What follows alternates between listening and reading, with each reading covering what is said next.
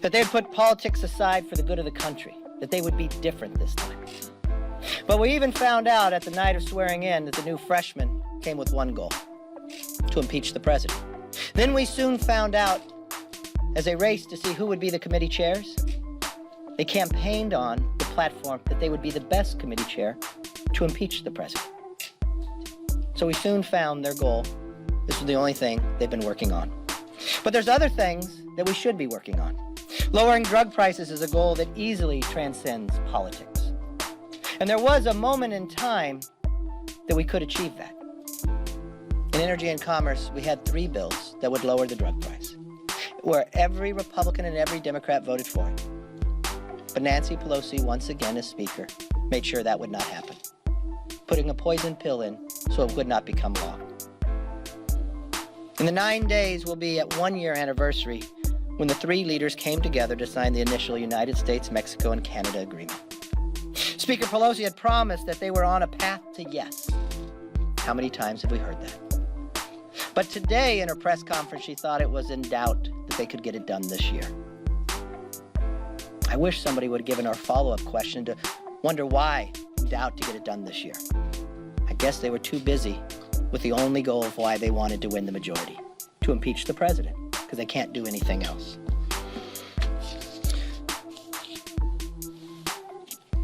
They continue to fail legislatively. They have issued more subpoenas than signed into law. This is not something that I believe these new freshmen can run for re-election upon. But let's shift gears for one moment, and let's talk about what they have been doing, and let's talk about what we've been learning for the past 2 weeks inside Adam Schiff's committee. No longer the Intelligence Committee, but now the Impeachment Committee. No longer the normal rules of the House, but the rules under Adam. You get the home field advantage. You don't allow witnesses, and you get to control the time and not even allow members to share or ask without the first hour for Adam Schiff. But there's 2 things we have learned from all the witnesses.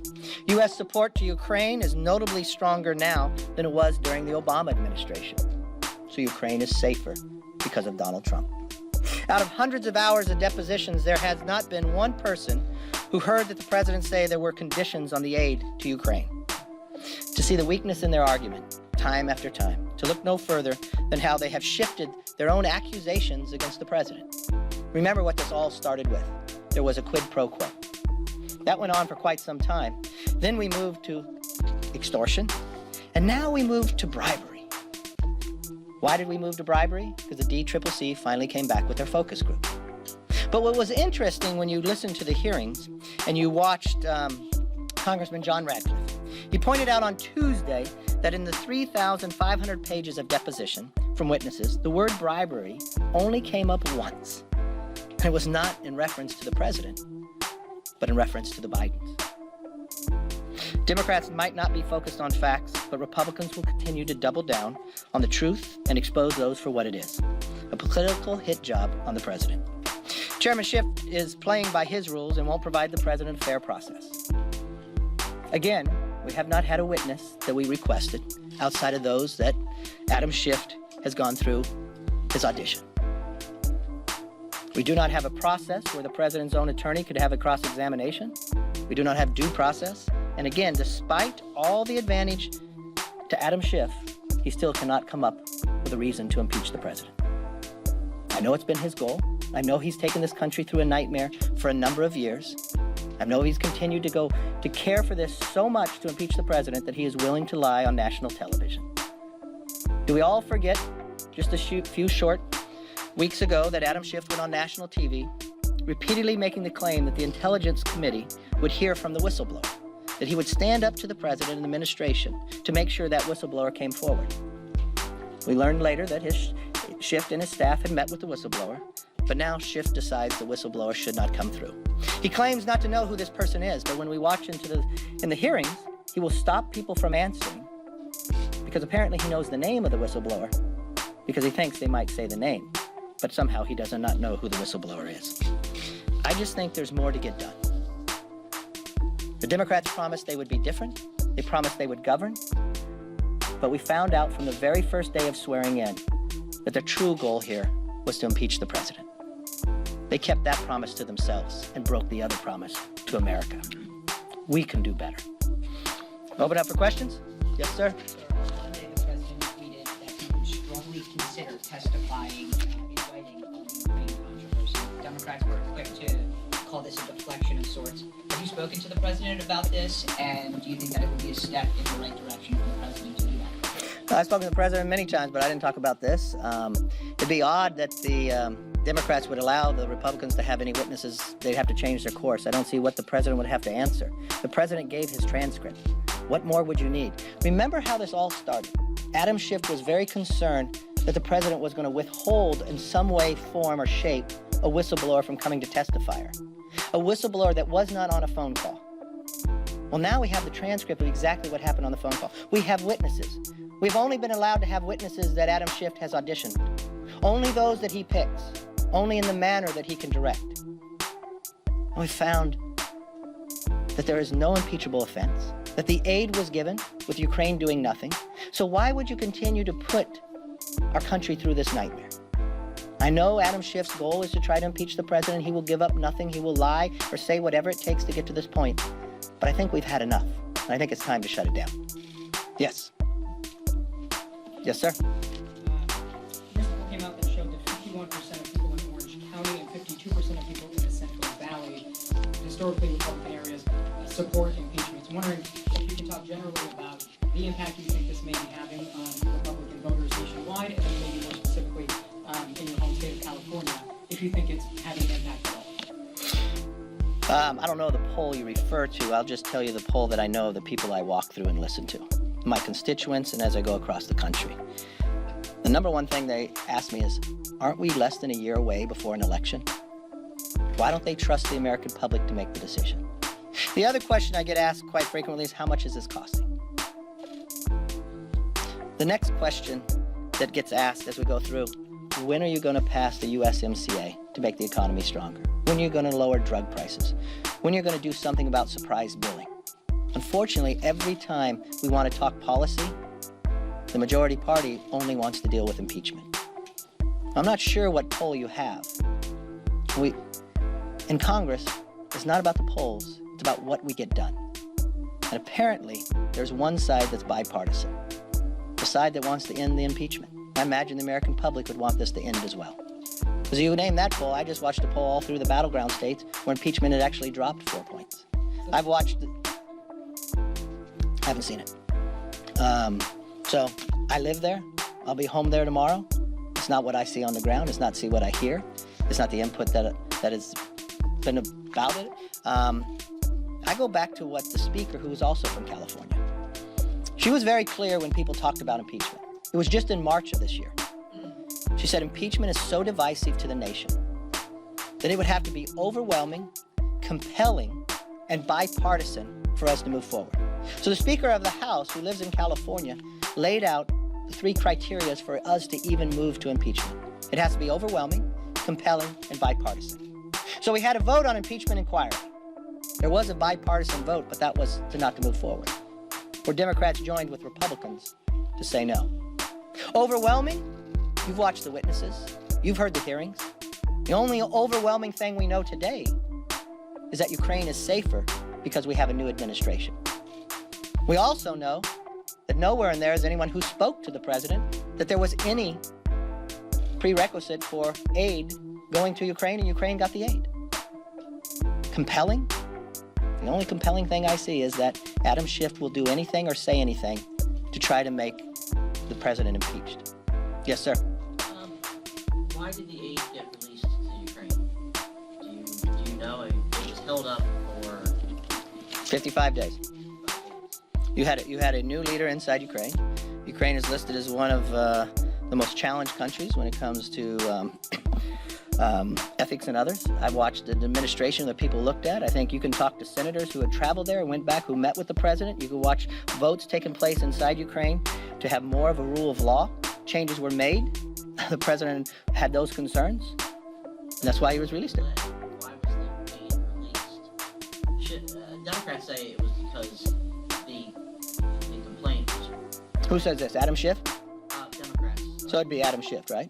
He is one. Is he the one who also said he had proof beyond circumstantial evidence the last time he took us down this, that he was found not true?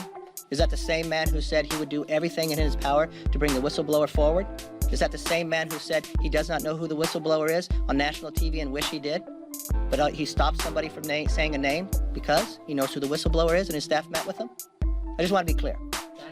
So this is is this the same man who said there was quid pro quo and now there's not, so now he's moved to bribery? So he was trying to stay out of that and just say, well, you kept McCarthy saying the aid was released. I think the president had more confidence in the change of government inside Ukraine, that it had been voted on in the past. He wanted to be reassured that there were changes made. He was also concerned about Russia's movement to Ukraine, want to be sure that they can defend themselves in the process. That's why this administration provided the javelin for Ukraine, where Obama provided them blankets.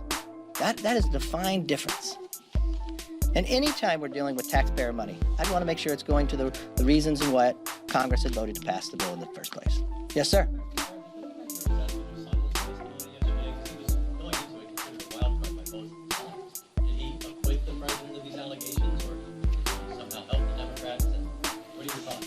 Well, I think it's very clear there was no quid pro quo. I think if you look at Sondland and the length of the interview, I would sum it up with one individual asking him questions. Congressman Mike Turner.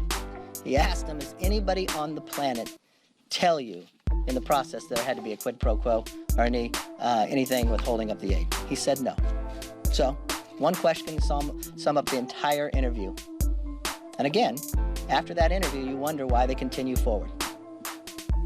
Yes, ma'am. We've heard a lot of different defenses from the president, some of which have been undercut by some of the testimony we've seen.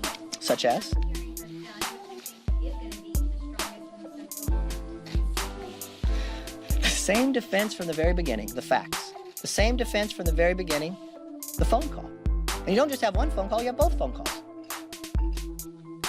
It's not somebody who heard from a friend. It's the actual facts before you. You've had all the witnesses, none that the Republicans have been able to request to bring in, that Adam Schiff says no to. Not the whistleblower who Adam Schiff said he'd fight very hard to make sure that person testified. But only those who auditioned and made the cut. Take their best, the first two. You saw the questions. Saw the questions from Jim Jordan. Have they ever even met the president? No. Mick Mulvaney? No. Did he talk to you and ask you any of this? No. So why continue to put the country through this? I mean, if you pause for one moment, this is different than any other hearings that we have. We're talking about impeaching. We're talking about removing the highest elected person and changing the fabric of democracy. You should not take that lightly. Alexander Hamilton warned us about this. But now we're exactly in the place that Alexander Hamilton was most afraid of. That a party would use it for only their political gain, not for the rule of law. We've had so many better days in the House than what we watched for the last 2 weeks. I don't think history will be kind to this moment in time, based upon what this majority has done and lack of doing. Yes. Solomon did in his opening remarks say if there was a quid pro quo, the answer is yes. Do you genuinely believe that the president was not advancing his personal interests by delaying money from Ukraine? If you listen to Sondland, and every time he was asked, was there any conditions on aid to Ukraine, he said no. And he was asked how many different times. During the testimony, it had been no. The Democrats' allegation, quid pro quo, bribery, extortion, no. Every single time, and go back to Mike Turner's question, did anybody on the planet? The answer was no. I think we have the facts before us. I don't know how many more people they want to try to bring forward. But every time they do, it goes right back to the case that the president did not make conditions, the president released the money, and Ukraine did nothing for the money to be released. I know the moment they got sworn in. I know the parties in the basement when they had their own personal friends there, when they told them what they really want to accomplish, that they wanted to accomplish impeaching this president. Nothing about drug pricing. Nothing about making our economy stronger. I know when they sat in a conference, they just voted on a new chair of oversight, but when they had those votes before for Judiciary Committee, where normally any Congress would take up impeachment, the platform for who they chose in that campaign, the one who won, his platform was he would be the very best chairman for impeachment. not to deal with all the other jurisdictions of that committee. But that was his platform. That's why this is all they focused on for the entire year. But the biggest losers in all this are Americans. America themselves, we have lost because we were lied to. We told that they would be different, that they would work together. And in the moments and times that we had those opportunities in committee, the speaker changed it. So yeah, drug prices could be lower today. Yes, our economy could be stronger with the United States, Mexico, and Canada agreement. As almost a year ago that was agreed to. And not only would our economy be stronger, we'd be stronger as a nation when we negotiate with China, who's now become our number 3 trader, when Mexico and Canada is number 1 and number 2. But no, we're weaker today in that negotiation simply because the speaker won't bring this up because she's too busy with impeachment. Today, we're waiting on the Senate to pass another continuing resolution, the funding of government themselves. We haven't gotten that done, but we've got more hearings on impeachment. We've got a deficit. The number one thing a majority should do is pass a budget, but they didn't even get that done. We're almost on a 1-year anniversary. Name me one problem that the Democrat majority has solved. They've created a few more, but they have not solved anything. I wish you all a very happy Thanksgiving.